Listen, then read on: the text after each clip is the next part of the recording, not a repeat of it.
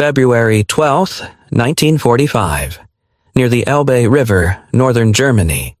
The cold came first, not suddenly, not dramatically. It crept in slowly, the way hopelessness does, through the boots, through the seams of our coats, into the bones. Minus 28 degrees Celsius. The kind of cold that makes sound feel sharp. The kind that turns breath into something visible, fragile, and easily stolen by the wind. I remember thinking that if I stopped moving, even for a moment, I would simply harden. Like the trees around us. Like the bodies we had already passed on the road during the retreat. We had been walking for days. Nurses, auxiliaries, girls barely old enough to remember a world before war. No proper coats, no food left. Our field hospital had vanished behind us. First the doctors, then the trucks, then the wounded we could not carry. In the end, there was only snow, forest, and the sound of our own breathing growing weaker. When the American patrol found us, we were huddled inside the remains of a barn, or what had once been one. A roof half collapsed, walls cracked open to the wind, straw frozen into hard yellow sheets beneath our knees. No one screamed, no one ran. We didn't have the strength. I remember tightening my fingers around the edge of my sleeve, trying to keep what little warmth remained from escaping. My hands were blue. I could no longer feel my toes. Somewhere behind me, someone whispered a prayer. Someone else whispered a curse. I did not pray. I was too tired to hope. We had been taught what capture meant. We had heard the stories. Beaten prisoners, starvation, humiliation. We had prepared ourselves for cruelty because cruelty made sense. Cruelty fit the war we knew. So when the boots appeared at the doorway of the barn, dark shapes against the white, I lowered my eyes. This was it, I thought. I waited for shouting, for the crack of rifle butts, for the cold to finally finish its work. Instead, I smelled coffee. At first, I thought my mind had broken. It was faint, almost insulting in its familiarity. Warm, bitter, real, the kind of smell that belonged to kitchens, not battlefields, to mornings, not endings. I lifted my head slowly, afraid the movement itself might cost me what little balance I had left. The Americans stood there, steam rising from their coats as they breathed. Their faces were red from the cold, their scarves pulled high. One of them, the one in front, said something I didn't understand. His voice was calm, almost gentle. No one hit us. No one shouted. I noticed the sound next. Metal tapping against metal. Not weapons. Something lighter. Rhythmic. The kind of sound pots make when they touch each other. Then came another sound. A hiss. Soft. Steady. Like water moving through pipes. Hot water.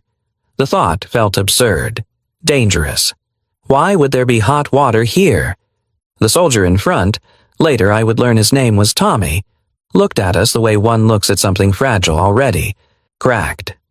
His eyes moved from face to face, from bare hands wrapped in rags to boots stuffed with paper. He said something again, slower this time. I caught one word. Cold. It wasn't an accusation. It was a fact. Behind him, another soldier was already unrolling something from his pack. A blanket, thick, wool, American. He hesitated only a second before stepping forward and draping it around the shoulders of the girl beside me. She gasped, not loudly, just enough to betray the shock of warmth touching skin that had almost forgotten what warmth was. Then another blanket appeared, and another. Someone took off his own coat. Someone else untied a scarf and pressed it into trembling hands. No orders, no speeches, just movement. I wanted to pull away. Every instinct told me not to accept it. That kindness, when offered by an enemy, always came with a price. But my body betrayed me. When the blanket touched my back, my knees buckled. The warmth did not feel gentle. It hurt, sharp and sudden like needles under the skin. I bit my lip to keep from crying out. I had promised myself I would not cry in front of them. The soldier steadied me without thinking, his gloved hand firm at my elbow. He smelled faintly of soap, pine, maybe, and smoke. Cigarettes. Easy, he said. I understood that word. Easy. They lifted us next. One by one, not dragged, not pushed. Lifted, fireman's carry, piggyback, arms around shoulders. I remember staring at the snow as it passed beneath me, the world swaying with each step, and thinking that this must be a dream my body was inventing to make dying easier. Then the smell came again, stronger now. Bread. Fresh bread, not the sour gray rations we had known for months. This was different. Warm. Yeasty. Alive. Steam rose from somewhere ahead, curling into the frozen air like something that refused to be afraid of the cold. We reached the field kitchen just as the sky began to lighten, that pale, exhausted gray that comes before morning in winter. A large man in an apron looked up as we were carried in. His face changed when he saw us. Not with anger, not with disgust, but with something that looked dangerously close to sorrow. "Soup's on," he said loudly. Then, after a pause, "Double portions." The word soup landed inside me like a blow. Soup meant heat. Soup meant survival. Soup meant tomorrow. They sat us down on ammunition crates near the stove. The metal was warm. I pressed my palms against it, afraid the feeling would vanish if I did not anchor myself to it somehow. A mess tin was placed into my hands. It was full. Steam rose from the surface, carrying the smell of chicken, vegetables, fat, real fat, and something green I could not name. For a moment, no one moved. We were prisoners. But the first thing we were given was not a command. It was food. I lifted the spoon. My hand shook so badly the soup rippled. I did not know yet what this moment would mean. I only knew one thing, with a certainty that frightened me more than the cold ever had. This was not how it was supposed to begin, and somewhere deep inside, a question I had not allowed myself to ask since the war began finally surfaced, trembling and impossible to ignore. If this is America, then what else have we been wrong about? We were trained to expect pain. I did not drink the soup right away. I held the tin bowl in both hands and waited. Steam rose from the surface, fogging my eyelashes, warming my cheeks, and still I waited, my body tense, my shoulders drawn inward as if bracing for a blow that had not yet come. This was how fear worked now. It no longer arrived with shouting or violence. It lived in memory, in habit, in what we had been taught to expect. In Germany, fear had been explained to us long before we ever met an American soldier. I remembered the lectures, the long rooms with wooden benches, the maps on the walls, Europe colored in bold certainty. The instructors spoke calmly, confidently, the way people do when they want you to stop thinking for yourself. They told us who the enemy was. They told us what would happen if we were captured. The Americans are soft on the outside, they said, but cruel when it matters. They humiliate prisoners. They starve them. They enjoy watching the enemy break. We were warned not to trust kindness. Kindness, they said, was only a tool, a way to lower your guard before the real punishment began. So when the soup came, my first thought was not gratitude. It was suspicion. I watched the Americans from beneath my lashes as they moved around the kitchen. They laughed quietly among themselves. One stirred a pot. Another tore bread apart with bare hands, the crust cracking loudly in the warm air. It felt wrong, too ordinary. War was not supposed to sound like this. I took a careful sip, barely enough to wet my lips. The heat shocked me. It spread through my mouth, down my throat, into my chest like something alive. I swallowed hard, my breath catching despite myself. Nothing happened. No one laughed, no one shouted, no one pulled the bowl away. Still, I did not eat more. Around me, I could see the same hesitation mirrored on other faces. One woman stared at her bread without touching it, as if waiting for a signal. Another held her spoon frozen halfway between bowl and mouth, her knuckles white. We were afraid of being watched, afraid of being tested, afraid that the moment we surrendered to hunger, the rules would change. Fear had trained us well. It had trained us to believe that pain was inevitable, that cruelty was the natural order of things, that survival always came with a cost, and the cost was dignity. As I sat there, the warmth seeping slowly into my bones, my mind drifted backward, not to safety, but to ruins, to Germany as it had become, cities reduced to outlines, streets where buildings had once stood, now only piles of brick and twisted iron, the smell of smoke that never quite left the air, the sound of sirens at night growing so familiar that sleep learned to live around them. I thought of Munich, of the apartment where my mother had once set bread on the table every morning. I had not heard from her in months. Letters stopped arriving. Trains stopped running. Names disappeared into lists that no one explained. We told ourselves it was temporary. We told ourselves it was necessary. But as the war dragged on, those words lost their shape. The world had shrunk. It became hunger, cold, endless retreat. By the time we reached the barn near the Elbe, the idea of after no longer made sense. There was only now, and now was unbearable. That was why capture felt like an ending, not a beginning. I had expected violence because violence would have been familiar. I had expected punishment because punishment fit the story we had been living. What I had not expected was this quiet pause, this strange moment where nothing bad seemed to happen. That uncertainty frightened me more than cruelty ever could. I took another sip. This time I swallowed without flinching. The soup tasted real. Chicken, carrots, salt. Not too much, not too little. Someone had made this with the intention that it would be eaten, enjoyed, finished. I felt my eyes sting. I lowered my head quickly, ashamed of the weakness, and focused on the bowl. The metal was warm now. I pressed it closer to my chest, letting the heat seep through the thin fabric of my uniform. Across from me, one of the Americans caught my eye.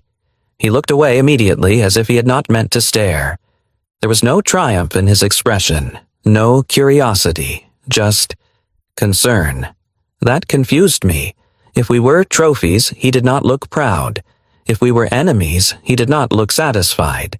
He looked like a man watching someone stand too close to a fire, afraid they might get burned. I thought again of what we had been told, that Americans lacked discipline, that they relied on comfort, that they were careless, indulgent, morally weak. And yet here they were, organized, efficient, calm. Their kitchen ran smoothly despite the chaos beyond its canvas walls. Their movements were practiced, purposeful. This was not softness, this was control. Outside the tent I could still hear the wind cutting through the trees. The war had not stopped. Somewhere beyond the forest, guns were firing, cities were still burning, families were still being broken apart. Europe was collapsing under its own weight. And yet, inside this small pocket of warmth, there was order, heat, food, a refusal to let the cold win, even for those who had been taught to deserve it. The contrast was unbearable. I realized then that my fear was no longer about what they might do to us. It was about what their kindness might mean. Because if this was real, if this was not a trick, then everything we had been told was incomplete. Or worse, wrong. I set the bowl down and forced myself to look up again. The Americans were still there, still moving, still doing nothing that matched the warnings carved into my mind. Slowly, carefully, as if approaching something sacred, I lifted the spoon and took a proper mouthful. This time, I did not stop myself from crying. Not because I was afraid, but because, for the first time since the war began, I felt something even more dangerous than fear rising inside me. Hope. And hope, I knew, was the most terrifying thing of all, because it had something to lose. Hope did not arrive all at once. It crept in quietly, like the warmth from the soup. Slow, almost suspicious, something you only noticed after it had already begun to change you. I was still afraid. That was the part no one ever understands later. Kindness does not erase fear immediately. Sometimes it makes it worse, because fear knows how to survive pain. It does not know how to survive gentleness. I kept waiting for the moment when the rules would shift, for the bowl to be taken away, for a voice to rise, for the warmth to come with conditions. Instead, nothing happened. The Americans moved around us with an awkward carefulness, as if we were something that might shatter if handled too roughly. They did not bark orders, they did not ask questions, they did not demand gratitude, they simply kept doing small things. One of them noticed my hands. I had not realized how badly they were shaking until he crouched down in front of me. He did not touch me at first. He just watched for a second, as if asking permission without words. Then he reached into his coat and pulled out a pair of gloves. They were too big. Thick wool, American issued. He hesitated. I could see it in the way his fingers tightened around them. Then he placed them gently in my lap and looked away. No explanation, no smile. Just a nod, as if to say, "Use them." I stared at the gloves for a long moment before daring to slide my hands inside. The wool scratched my skin. It felt solid, real, like something meant to last. My fingers stopped shaking. Across the tent, another soldier was doing the same thing, taking off his own coat and draping it over the shoulders of a girl whose lips had turned an alarming shade of blue. She flinched when the fabric touched her neck, then sagged against the crate she was sitting on, her breath leaving her in a single, broken sound. No one told her to be calm. No one told her to sit up straight. They let her be weak. That, more than anything, confused me. In Germany, weakness had been something to correct, to discipline, to harden away. We had learned to hide it even from ourselves. Here, no one seemed offended by it. One of the Americans tried to speak to us again. His accent was thick, his German careful and clumsy, as if each word had to be lifted separately before being placed on the air. "Warm," he said, pointing to the stove. "Safe." He searched my face, uncertain, then gave up and shrugged slightly, the way people do when language fails them. That shrug stayed with me. It was not careless. It was human. I noticed then how young they were, some no older than my brother would have been. Their faces carried the same exhaustion as ours, the same hollow eyes, the same lines carved too early by cold and sleepless nights. These were not men who had been spared by the war. They had simply come from somewhere else. As the minutes passed, the Americans kept moving, refilling bowls, tearing bread, pushing the stove just a little closer to where we sat. Someone adjusted the flap of the tent to block the wind. Another laid out more blankets without being asked. Still no speeches. Still no rules. I began to realize something unsettling. This was not charity born from excess emotion. It was routine. They knew how to do this. That frightened me more than if they had made a show of it. I thought of what America must look like beyond this frozen pocket of forest, of the factories I had heard about.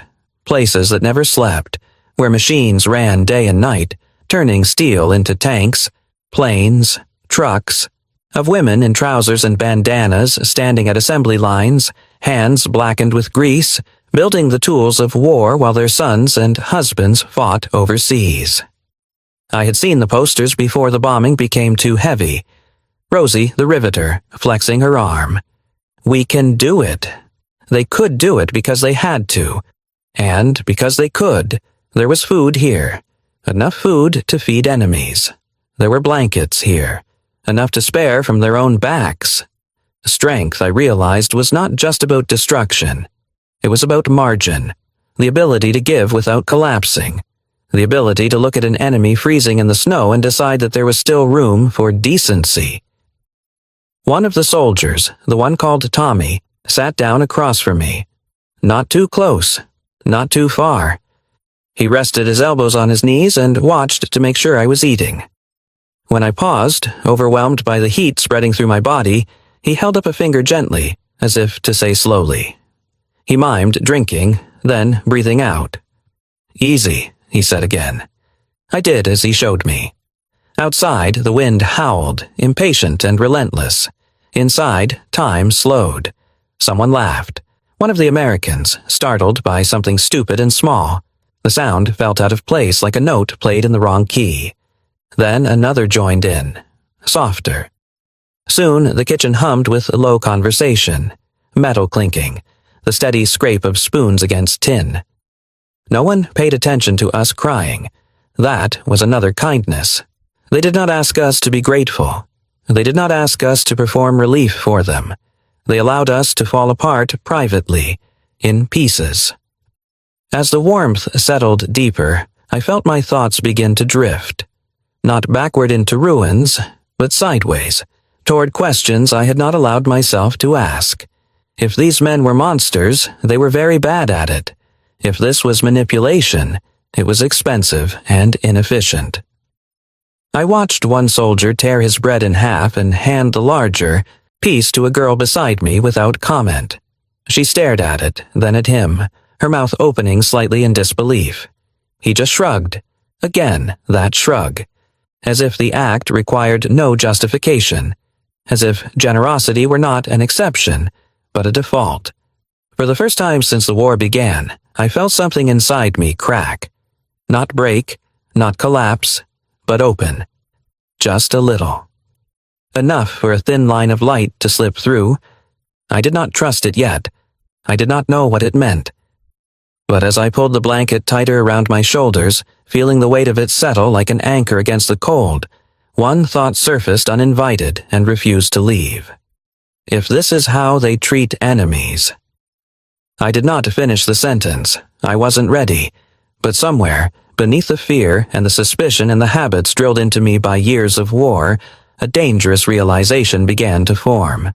Kindness, when repeated, was not an accident. It was a choice. And America, it seemed, was strong enough to make it. Even here, even now, even for us. The soup broke us. I did not realize when the moment changed. There was no sound to mark it, no signal, no dramatic turn. It happened quietly, the way things truly important always do. One moment, I was still watching the Americans carefully, my body tense beneath the blanket, my thoughts sharp with suspicion. The next, my hands were wrapped around the bowl, and I could no longer stop them from shaking. Not from cold, from something else. The soup sat heavy and warm in my palms. I tilted it slightly, just enough to let the surface move. Steam rose again, soft and patient, brushing my face like breath. I brought it closer, not to drink, but to feel it. The heat seeped through the thin metal into my fingers, into my wrists, climbing slowly up my arms as if it were searching for places to settle. My shoulders dropped without my permission. My jaw loosened. A sound escaped my throat before I could stop it. Not a sob, not a cry, but something broken and unrecognizable. I froze, mortified, but no one looked at me. That was when I understood I was allowed to fall apart. I took a sip. This time, I did not stop myself. The soup flooded my mouth, thick, rich, undeniably real. There were pieces of chicken I could chew, soft vegetables that still had shape, salt that made my tongue ache in a way that felt almost pleasurable after months of tasteless hunger. I swallowed. Then again.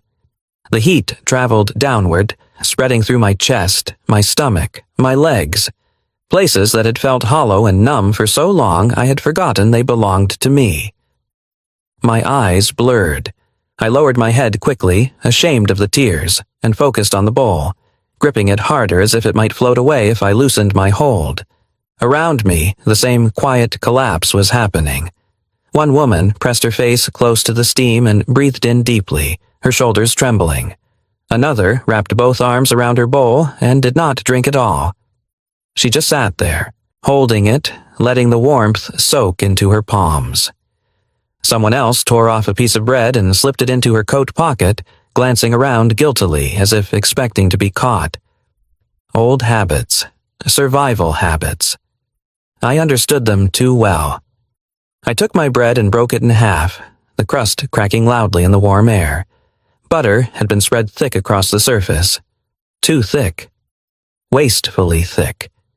As I lifted it, the butter began to melt, turning glossy, dripping slowly into the cracks.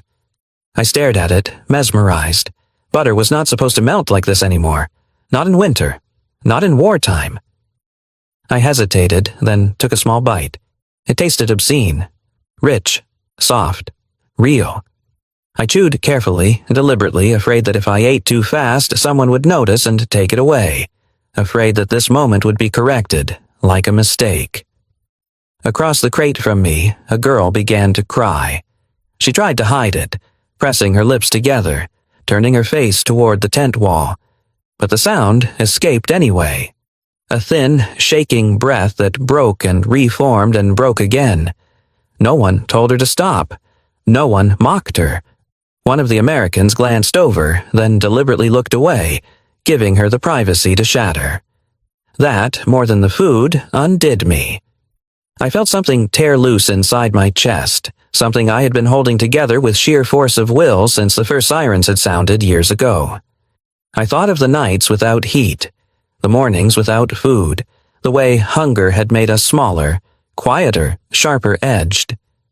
I thought of the faces we had left behind on the road, the wounded we could not carry, the civilians we passed without stopping because stopping meant dying too.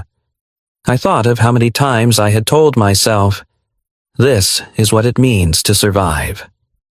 And now, here I was, a prisoner, sitting in a warm tent, eating better food than I had seen in months, wrapped in an American blanket that still smelled faintly of soap and smoke. The contradiction was too much. If this was deception, it was extravagant. If this was cruelty, it was poorly designed. I took another sip, my hands steady now, and asked myself the question that had been circling my thoughts since the first bowl had been placed in my hands. If this is a lie, why does it cost them so much? The soup was not thin. The bread was not stale. The butter was real. Sugar sat in a small tin near the coffee pot. White, granular, unmistakable. One of the Americans spooned it into a cup and stirred, the metal clinking softly against ceramic. Sugar. I watched the grains disappear and felt my throat tighten. We had not seen sugar in years. The man took a sip, grimaced at the heat, and laughed quietly at himself. Then, without comment, he set the cup down near one of the women who was shivering hardest. She stared at it, terrified. He pushed it a little closer with 2 fingers and stepped back. Still no explanation. Still no demand. The coffee smelled dark and bitter and sweet all at once. Steam rose from the cup, curling lazily, unconcerned with the war outside. The woman lifted it with both hands, her fingers wrapped around the porcelain as if it were something holy. She took a careful sip, then another, larger this time. Her knees buckled. She covered her mouth quickly, but the sob burst through anyway. Raw, animal, unstoppable. That was when it spread. Not like panic, like release. One by one, the sounds emerged. Quiet crying, hitching breaths, hands pressed against faces. No screaming, no wailing, just the sound of bodies finally admitting what they had endured. I felt my own tears spill over then, hot and humiliating. I did not bother to wipe them away. I was tired of being strong. I wrapped both arms around the bowl and held it against my chest, letting the heat soak through the fabric of my uniform. I leaned forward slightly, rocking without realizing it, the way one does when words are no longer useful. I did not know how long we sat like that. Time felt strange inside the tent. The war seemed far away, muffled by canvas and steam and the soft clatter of spoons. At some point I noticed that the Americans had stopped moving so much. They worked quietly now, deliberately turning their backs, lowering their voices, giving us space to come undone without being witnessed too closely. That restraint felt intentional, respectful. I caught my reflection briefly in the polished curve of the bowl. My face flushed from the heat, eyes red, hair matted beneath my cap. I did not look like a soldier. I looked like a person. The thought startled me. Had I forgotten what that felt like? I finished the soup slowly, deliberately, savoring each swallow, afraid it would be the last. When the bowl was empty, I did not hand it back right away. I held it for a few more seconds, letting the residual warmth linger. Someone placed another blanket around my shoulders. I had not noticed when the first one slipped. I did not flinch this time. I leaned into it. My body, traitorous and grateful, accepted the weight without question. I looked up then, really looked, at the Americans, at their tired faces, their cracked hands, the mud still caked on their boots. These were not men untouched by suffering. They had simply chosen, for this moment, to interrupt it. I understood something then, with a clarity that hurt. The war had taught us that cruelty was efficient, but this deliberate, costly kindness was something else entirely. It was an act of defiance. Outside, the cold still waited. The guns still fired. The world was still breaking. But inside that tent, wrapped in borrowed wool, warmed by soup that should not have been ours, we broke first. Not because we were weak, but because for the first time in a very long while, we were safe enough to do so. Kindness repeated becomes truth. He thought the kindness would end in the morning. That was the rule of war I understood. Nothing gentle lasted. Warmth was borrowed. Food was temporary. Mercy came once, if at all, and then the world corrected itself. So when I fell asleep that night, wrapped in a blanket that was not mine, my stomach full in a way that felt almost dangerous, I did not let myself believe it meant anything more than survival. I told myself to remember the taste of the soup, just in case. I woke to the sound of metal. Not gunfire, not shouting. Metal, tapping metal, a steady, familiar rhythm. Pots. Lids. Someone humming softly, off-key, as if unaware they were doing it. For a moment, I didn't know where I was. Then I felt the blanket. Heavy. Wool. Warm. I sat up slowly, afraid the movement would break the illusion. The tent was still there. The stove still glowed faintly in the early light. Steam curled upward as water heated again. Morning had come, and with it, the Americans. They moved through the kitchen as if this were any other day, as if feeding enemies after a night of war required no special courage. Someone ladled soup into bowls. Someone else sliced bread. A crate of blankets sat open, the lid propped back casually, inviting use. No one announced anything. No one gathered us for instructions. Breakfast simply happened. That was when something inside me shifted. Not dramatically, not all at once, but enough to make fear hesitate. They brought the bowls to us again, full again, still hot. The bread was fresh. The butter was still there, soft and pale, melting at the edges. I waited, watching for signs of impatience, for the tightening of jaws, for the moment when generosity grew thin. It didn't come. We ate slowly, more confidently this time. The crying had stopped, replaced by silence. Not the tense silence of fear, but the heavy quiet of people who are relearning how to exist. After the meal, they did not rush us out. They brought more blankets. One soldier noticed a girl rubbing her feet against the crate, wincing slightly. He disappeared for a moment and returned with socks. Clean. Dry. He set them beside her and walked away before she could speak. She stared at them for a long time before pulling them on, her hands shaking again. Not from cold, but from disbelief. This happened again and again. Not once. Every day. Each morning, soup.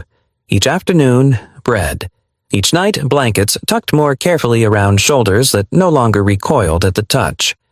The repetition mattered. It began to teach us something our minds resisted, but our bodies understood. This was not an accident. This was how they lived. I started to notice the Americans more closely then, not as captors, not even as saviors, but as people. They talked while they worked, about small things, ordinary things. One complained about the cold, shaking his head and muttering that winter back home didn't bite like this. Another laughed and said he'd take this over mud any day. They spoke about food, not the kind in front of us, but food remembered. My ma makes stew, thicker than that, one said, nodding at the pot. You can stand a spoon up in it. Another answered, Sunday dinners, roast chicken, mashed potatoes, whole house smells like it for hours. Someone mentioned a farm, cornfields that stretched farther than the eye could see, cows that knew the sound of his boots. He talked about waking before dawn, about hands numb from work even before the war had taught them other kinds of numbness. They talked about mothers a lot, about letters that arrived late or not at all, about recipes remembered more clearly than faces now blurred by time and distance, about kitchens with windows that fogged up just like this one, only safer. Listening to them felt dangerous. Their words painted pictures too close to my own memories, of my mother's hands, of a table set for meals that no longer existed, of a world where the future extended beyond the next day. I began to understand why their kindness felt so steady. It came from somewhere practiced. At night, they checked on us quietly, adjusting blankets, making sure the stove did not die down too far. One of them, Tommy, brought me an extra mug of something warm and motioned for me to drink. Sleep, he said simply. I did. For the first time in months, my dreams did not involve running. Days passed, we gained strength, our faces softened. Color returned where the cold had stolen it. Frostbite healed slowly, carefully tended by hands that did not rush. The Americans never congratulated themselves for this. They never spoke of rules or conventions. They did not tell us what they were owed. They just kept showing up. The kitchen became a place of routine, and routine, I realized, was a form of mercy. It told the body what to expect. It allowed the mind to rest. I began helping where I could, peeling potatoes, rinsing bowls. At first, I asked with my eyes, then with gestures, eventually with words. The Americans did not stop me. One of them tried to teach me English as we worked. Simple words, warm, safe, home. I taught him German in return. He struggled with the sounds, laughed at himself, tried again. Laughter returned to the tent. Not loud, not careless, but real. In quiet moments, I watched the Americans eat. Their portions were not extravagant. They took no more than they needed. They did not hoard. They did not rush. They trusted that there would be more tomorrow. That trust stunned me. It spoke of a country that could plan beyond the present hour, a place where factories ran through the night, where trains delivered food instead of evacuating civilians, where abundance had been built not for comfort alone, but for endurance. America, I realized, had prepared for this war differently. Not just with weapons, but with capacity. The capacity to feed soldiers. The capacity to clothe them. The capacity, astonishingly, to extend that care to prisoners. That strength radiated outward in small, almost invisible ways. In an extra blanket, in a second, ladle of soup, in the refusal to look away when someone was cold. I thought of Europe then, of cities hollowed out, of people scrambling for scraps, of a world reduced to survival alone. And here, in the middle of it all, these men behaved as if decency were not a luxury, but a duty. One evening, as the sun dipped low and the cold began its slow return, Tommy sat near the stove and rubbed his hands together. "Winter back home," he said, searching for the words in German. "My ma, she worries." He smiled faintly. "Always worries." I understood that kind of worry. It crossed borders easily. That night, as I wrapped myself more confidently in the blanket, my blanket now, in the way shared things become yours, I realized that fear no longer dominated my thoughts. It was still there, but it had been joined by something stronger. Evidence. Evidence that kindness, when repeated, stopped being suspicious. It became truth, and as the days continued, each one unremarkable, each one quietly generous, a realization settled into me with the same steady warmth as the soup. If this was how America treated its enemies in the worst winter of the war, then perhaps the world I had been taught to fear was not the only one that existed. They didn't save me because I was German. It took me days to say it out loud, Not because the thought was complicated, but because it was dangerous. Realizations like this change things. They do not simply add knowledge, they rearrange the ground beneath your feet. Once they arrive, you cannot unsee them. You cannot return to the world as it was before. The moment came quietly, as all true awakenings do. I was standing near the kitchen tent, peeling potatoes with a borrowed knife. My hands no longer shook the way they had on that first night. The skin on my fingers was cracked, still healing, but I could feel again, properly feel, the weight of the blade, the smoothness of the potato skin. Across from me, Tommy was arguing gently with another soldier about whether the stove needed more wood. They were both tired, both stubborn, neither angry. The argument ended not with victory, but with laughter.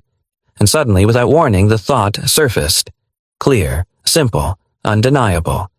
They didn't save me because I was German. I stopped peeling. The knife hovered uselessly in my hand as I let the idea settle, turning it slowly, examining it from every angle as if it might cut me if I was careless. They didn't save me because I was an enemy either. That, I realized, was the more important part. They had not rescued us to make a point. They had not fed us to prove superiority. They had not wrapped us in blankets to earn gratitude or obedience. They had done it because we were cold, because we were hungry, because we were there. The simplicity of it frightened me. For so long, the world had been divided cleanly. Friend and enemy, worthy and unworthy, human and less than human. We had been taught to sort people quickly, efficiently, without hesitation. But here, in this frozen corner of a collapsing continent, that system did not seem to apply. No one had asked for our papers. No one had asked for our loyalties. No one had asked who we had voted for, believed in, or marched beneath. The Americans had looked at us and seen something else entirely. Need. I remembered the first night again, the way the blanket had been placed around my shoulders, careful and unceremonious. The way the soup had been served without ceremony, without warning. No one had said, "You deserve this." No one had said, "You are forgiven." They had simply acted. And that, I realized, was the most unsettling thing of all, because action like that did not require agreement. It required capacity. America, in that moment, had possessed the strength to choose decency without hesitation, not because it was easy, but because it was possible. I began to see the pattern then, stretching beyond the tent, beyond the kitchen, beyond even the men in front of me.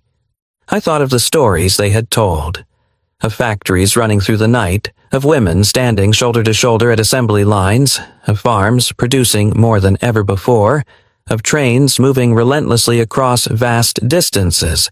This was a country that had built itself to endure strain, to absorb shock, to give without immediately collapsing, and because of that, it could afford a certain kind of morality, one rooted not in words, but in margins.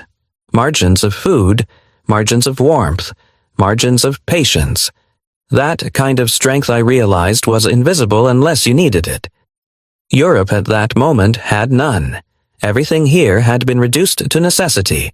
There was no excess, no room for softness, no tolerance for inefficiency. Compassion had become a liability. But America, far away, untouched by bombing, unified by purpose, had prepared differently. Not perfectly, not without cost, but deliberately. And here, at the edge of the winter and war, the preparation expressed itself not as power, but as restraint. I asked Tommy one evening, I was holding the blanket. 30 years had passed. It was winter again, not the brutal, bone-cracking cold of 1945, but a gentler kind, the sort that makes windows frost over and invites people to gather closer together. The blanket had faded by then.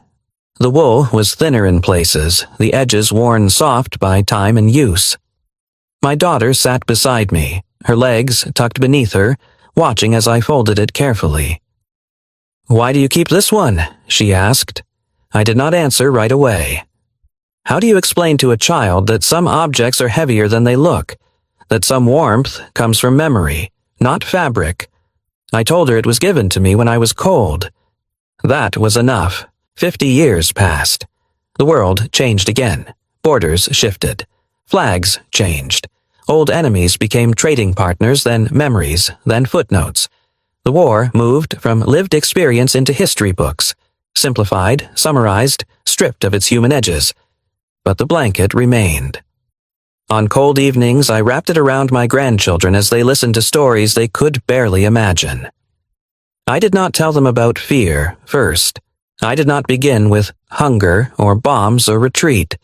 I told them about soup, about steam rising into frozen air, about butter melting on bread, about hands that shook not from cold, but from relief. They listened quietly, their small fingers tracing the worn wool, their brows furrowed in concentration. "Were they nice to you?" one of them asked once. "Yes," I said. That answer, too, was enough. 70 years passed. By then, I had learned something important. Gratitude does not require forgetting. I did not forget the war. I did not forget the suffering, or the loss, or the terrible things done on all sides. But I also did not forget the Americans who chose differently. Not once, but day after day, when it would have been easier not to. Their kindness did not erase history. It complicated it, and that complication mattered. When I met other families, children and grandchildren of German prisoners, I heard the same stories repeated in different words. Not of resentment, not of bitterness, but of surprise, of warmth, of being treated as human when humanity felt scarce. That was the legacy. Not victory, not dominance, but memory carried forward without hatred. And somewhere across the ocean, I imagined American families telling their own stories, of fathers and grandfathers who had cooked in field kitchens, who had shared bread as we sat near the stove and watched the light fade, why they treated us the way they did. He thought about it longer than I expected. Then he shrugged. "Mama," he said, "she'd be mad at me if I didn't." That was all. No talk of policy, no mention of orders, no appeal to ideology. Just a mother, a kitchen, a moral instinct carried quietly across an ocean. I wondered then, and this was a thought I did not dare say aloud, whether this kind of America could exist forever. Whether the strength that made this possible could survive peace, comfort, distance from hardship. Would people still choose to give when giving was no longer necessary for survival? Would they still recognize cold when it did not threaten them personally? I imagined a future far away from this tent. A future where factories slowed, where families scattered, where memories of shared sacrifice faded into stories told less often, with fewer details. Would someone, years from now, see a stranger shivering and respond the same way? Or would they ask questions first? I did not know. All I knew was this. In 1945, at the height of its power and unity, America had chosen to act like this. Not once, but repeatedly. And that repetition had changed me. It had cracked open something I had believed solid and unquestionable. The idea that enemies were always enemies, that kindness was always conditional, that humanity ended where borders began. I was not naive enough to believe this erased the war, or the suffering, or the things done in its name. But it complicated the story. It forced me to carry a truth that did not fit neatly into slogans or flags. That truth was uncomfortable and precious. As winter slowly loosened its grip and the days grew longer, I found myself watching the Americans differently. Not with fear, not even with gratitude, but with a quiet respect. They were not perfect, but they were capable of something rare. They were capable of stopping, even briefly, and choosing mercy when vengeance would have been easier, faster, and more satisfying. That choice did not end the war. But it ended something else. It ended the certainty that cruelty was inevitable, and once that certainty was gone, there was no putting it back. I wrapped my blanket tighter around my shoulders and stood in the fading light, listening to the familiar sounds of the kitchen. The clink of metal, the hiss of water, the murmur of tired voices preparing another meal. Somewhere beyond the trees, the world was still breaking. But here, in this small, ordinary space, something else had taken root. Not ideology, not triumph, but the quiet, dangerous idea that humanity could survive even its worst moments, if people were strong enough to make room for it. And the question that followed me, long after the soup bowls were emptied and the tent lights dimmed, was not one I could answer. It was one I could only carry forward. If they could do this, then, would we still do it now? Some blankets last longer than wars. The war did not end for me with a treaty. It ended quietly years later, in moments that had nothing to do with uniforms or borders. The first time it happened, I had, who had written letters home about strange days when the enemy did not look like an enemy at all. I imagined grandchildren listening and thinking, my grandfather was like that. That thought mattered, because history remembers battles. It catalogs dates, counts casualties, measures outcomes. But people remember something else entirely. They remember who showed up when it was cold, who gave without asking, who wrapped a stranger in a blanket and did not make it mean more than it needed to. As I grew older, the blanket grew lighter in my hands, not because it weighed less, but because I no longer carried it alone. Its meaning had been passed on, to my children, to my grandchildren, to anyone willing to listen, and perhaps somewhere in America, to families who had never known my name, but recognized the instinct that guided those men all those years ago, the instinct to help first, to ask questions later, or not at all. I do not know what the world will look like when these stories are no longer told by those who lived them. I only know this. On a winter night in 1945, when the world was breaking and cruelty felt inevitable, a group of Americans chose to keep someone warm. That choice outlasted the war. It outlasted borders. It outlasted fear. Some blankets are not just wool. They are promises, and some promises, once made, continue to keep people warm, long after the guns have gone silent. History remembers battles, but people remember who kept them warm.